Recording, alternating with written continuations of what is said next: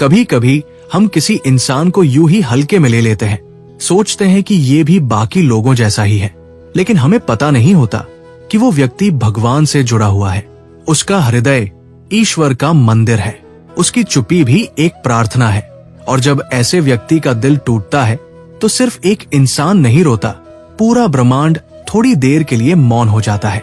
परमहंस योगानंद जी कहते हैं, जो भगवान से जुड़ा होता है उसका हर अनुभव ईश्वर का ही अनुभव बन जाता है। इसलिए जब तुम ऐसे व्यक्ति को दुख देते हो तो तुम केवल उसे नहीं बल्कि उस ईश्वरीय शक्ति को भी चोट पहुंचाते हो जो उसके भीतर निवास करती है, और वही चोट धीरे धीरे तुम्हारे कर्मों का हिस्सा बन जाती है। आज हम इसी गहरे रहस्य को समझेंगे, क्यों भगवान से जुड़े लोगों को हर्ट नहीं करना चाहिए, क्यों उनका दर्द मौन होकर भी तुम्हारे जीवन में परिणाम बनकर लौटता है, और कैसे ऐसी आत्माओं की कृपा या पीड़ा तुम्हारे भाग्य की दिशा तय कर देती है।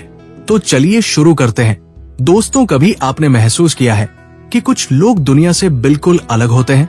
उनकी आंखों में एक अजीब सी गहराई होती है, उनकी बातें कम होती हैं, लेकिन असर बहुत गहरा होता है। ऐसे लोग जब मुस्कुराते हैं तो मानो वातावरण में कोई शांति उतर आती है। उनके आसपास रहना जैसे किसी मंदिर में बैठना हो, मन शांत हो जाता है, विचार निर्मल हो जाते हैं। ऐसे लोग दरअसल सामान्य नहीं होते, वे ईश्वर से जुड़े हुए लोग होते हैं। उनके भीतर दिव्यता का प्रवाह चलता है। वे जब किसी से प्रेम करते हैं तो उसमें स्वार्थ नहीं होता, और जब किसी को क्षमा करते हैं तो उसमें अहंकार नहीं होता।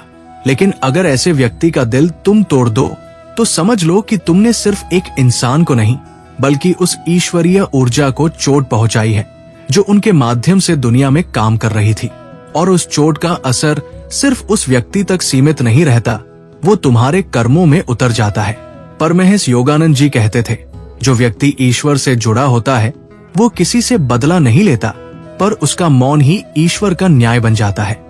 भगवान से जुड़े लोगों का हृदय बहुत कोमल होता है। वे न तो किसी से नफरत करते हैं, न ही किसी को श्राप देते हैं, पर जब उनका हृदय दुखी होता है तो ब्रह्मांड स्वयं प्रतिक्रिया देता है।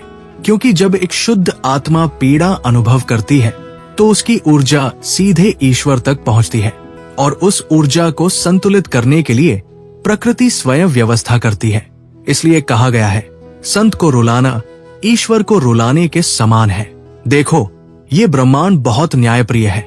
ये किसी को सजा नहीं देता, ये सिर्फ संतुलन बनाता है। जो ऊर्जा तुम बाहर भेजते हो वही किसी न किसी रूप में तुम्हारे पास लौटती है। जब तुम किसी ईश्वर से जुड़े व्यक्ति को दुख देते हो तो तुम उस ऊर्जा के विरुद्ध काम कर रहे होते हो जो तुम्हारे जीवन को ऊपर उठाने के लिए थी। वो ऊर्जा फिर तुम्हारे जीवन से हट जाती है और तुम्हें खालीपन, अशांति या निरंतर संघर्ष का अनुभव होने लगता है। योगानंद जी कहते हैं, भक्त को दुख देने वाला व्यक्ति अपने कर्मों का बीज उसी क्षण बो देता है। शुरू में वो बीज छोटा लगता है, पर समय आने पर वही दुख, असफलता या मानसिक पीड़ा बनकर जीवन में उभरता है। यही कारण है कि किसी साधक, किसी सच्चे भक्त या किसी दुआ करने वाले इंसान को हर्ट मत करो, क्योंकि उनकी आत्मा बहुत संवेदनशील होती है। वे चुप रहते हैं, लेकिन उनकी चुप्पी में भी प्रार्थना होती है। और जब कोई भक्त प्रार्थना में मौन होता है तब उसका मौन भी शक्तिशाली होता है। भगवान से जुड़े लोग अक्सर बहुत सरल होते हैं। वे सबकी मदद करते हैं, सबके लिए दुआ करते हैं, लेकिन बहुत बार लोग उनकी इस सरलता को कमजोरी समझ लेते हैं, उन्हें धोखा दे देते हैं, उनका इस्तेमाल कर लेते हैं और फिर सोचते हैं कि अब क्या होगा। पर वे भूल जाते हैं कि भगवान अपने भक्तों को कभी अकेला नहीं छोड़ते।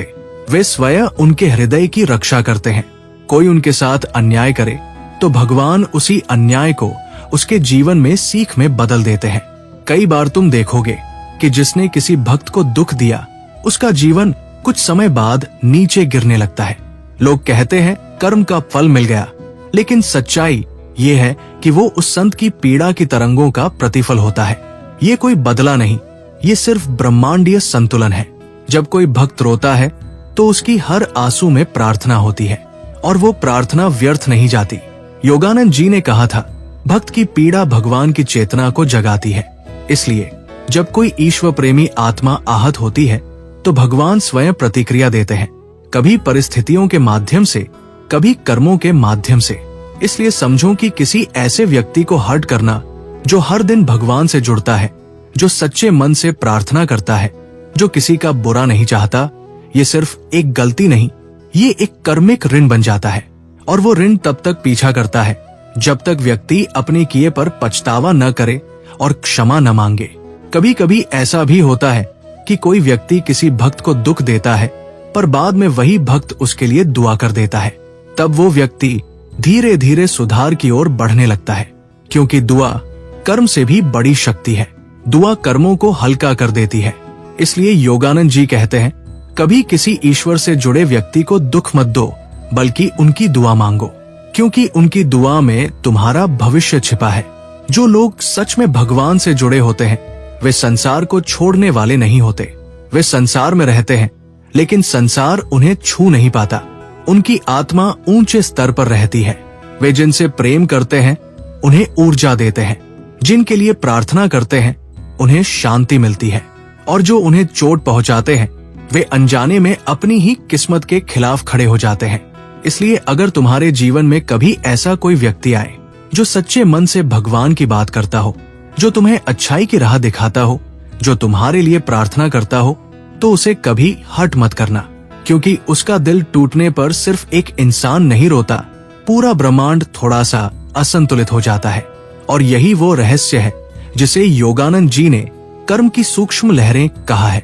हर भावना, हर पीड़ा, हर दुआ ऊर्जा बनकर ब्रह्मांड में जाती है और फिर लौटकर वही परिणाम लाती है। जब किसी भक्त का दर्द ब्रह्मांड में जाता है तो वो दर्द प्रकाश में बदलकर न्याय के रूप में वापस आता है।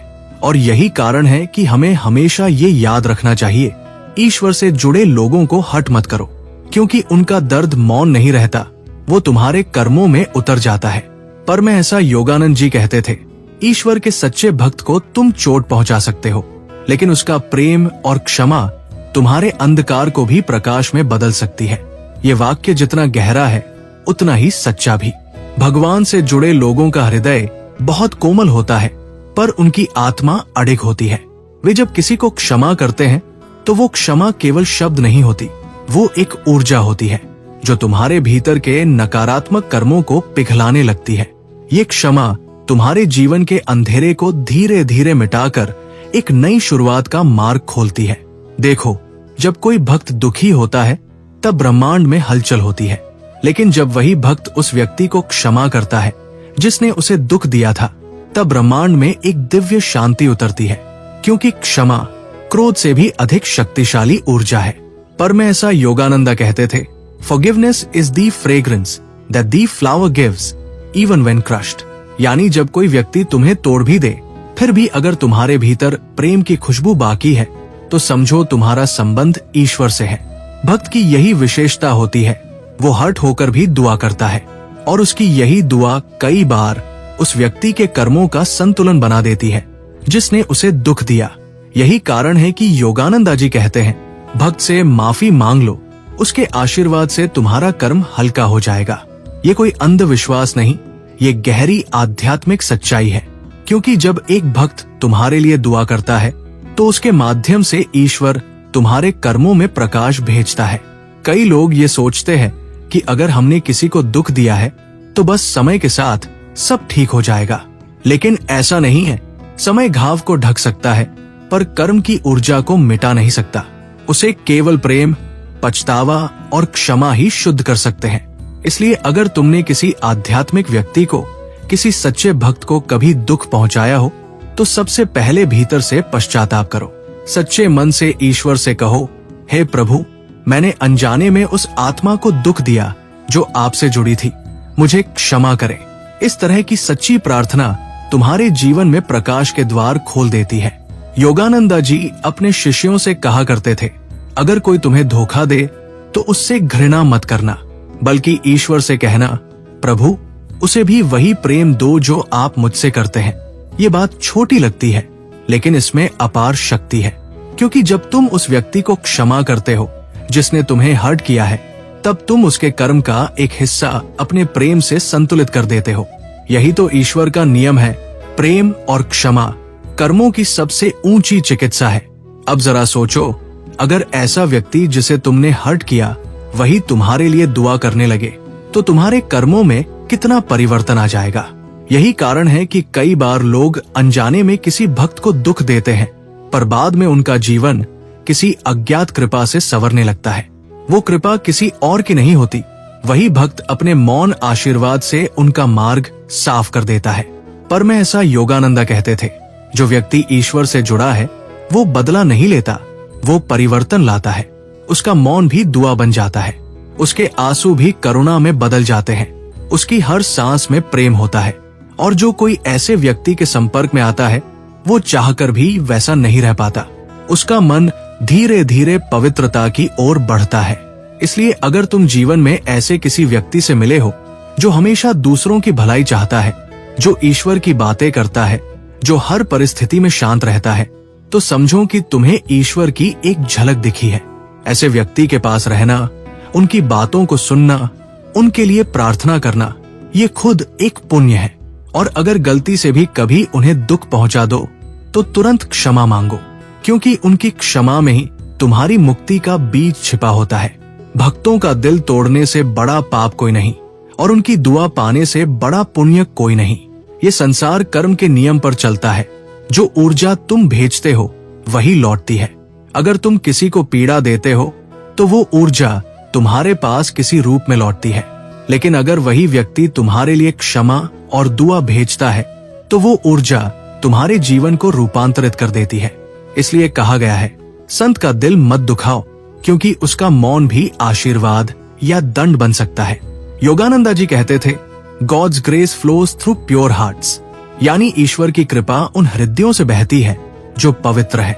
जब तुम ऐसे किसी हृदय को हर्ट करते हो तो तुम उस कृपा प्रवाह को रोकते हो, लेकिन जब तुम उस व्यक्ति की इज्जत करते हो, प्रेम करते हो या बस आभार व्यक्त करते हो तो वही कृपा तुम्हारे जीवन में उतरने लगती है। और यही कृपा तुम्हारे दुखों को मिटाकर तुम्हारे जीवन में चमत्कार लेकर आती है। तो अगर तुम चाहते हो कि तुम्हारे जीवन में ईश्वर की कृपा बनी रहे तो बस एक बात हमेशा याद रखना, कभी किसी ऐसे व्यक्ति को हर्ट मत करना जो भगवान से जुड़ा है। ऐसे लोग इस दुनिया में बहुत कम होते हैं। उनका जीवन ही प्रार्थना होता है, उनके शब्दों में ही शांति होती है और उनका मौन ही ईश्वर का उत्तर होता है। कभी किसी ऐसे इंसान के प्रति कड़वाहट मत रखो जो तुम्हें अच्छाई की राह दिखाता है। अगर उसने तुम्हें डांटा भी हो तो समझो वो तुम्हारे विकास के लिए था। अगर उसने तुम्हारे जीवन से दूरी बना ली तो समझो शायद ईश्वर ने तुम्हारे जीवन में कुछ सीख लिखी है। ऐसे लोगों को खोना नुकसान नहीं होता, बल्कि एक चेतावनी होती है कि तुमने ईश्वर की उपस्थिति को हल्के में लिया। इसलिए आज से एक प्रतिज्ञा करो, अगर कोई तुम्हारे जीवन में है जो प्रेम, भक्ति और सत्य की बात करता है तो उसे सम्मान दो, उसके शब्दों को हल्के में मत लो, क्योंकि जो व्यक्ति ईश्वर से जुड़ा है वो खुद तुम्हारे कर्मों के परिवर्तन का माध्यम बन सकता है। और याद रखो, जो भक्त को हर्ट करता है उसका दर्द कर्म बन जाता है, लेकिन जो भक्त से प्रेम करता है उसका प्रेम ईश्वर की कृपा में बदल जाता है। इसलिए कभी भी भगवान से जुड़े लोगों को हर्ट मत करना, क्योंकि उनका दर्द हवा में नहीं जाता, वो तुम्हारे कर्मों में उतर जाता है। वे बदला नहीं लेते, बस चुप हो जाते हैं और उनका वही मौन ईश्वर तक पहुंचकर न्याय बन जाता है। परमहंस योगानंद कहते हैं, जो ईश्वर से प्रेम करता है उसकी आत्मा से उठी दुआ और पीड़ा दोनों ब्रह्मांड को बदल देती है। इसलिए भक्तों का आदर करो, क्योंकि जो उन्हें सम्मान देता है वो सीधा भगवान के दरबार में आशीर्वाद पाता है।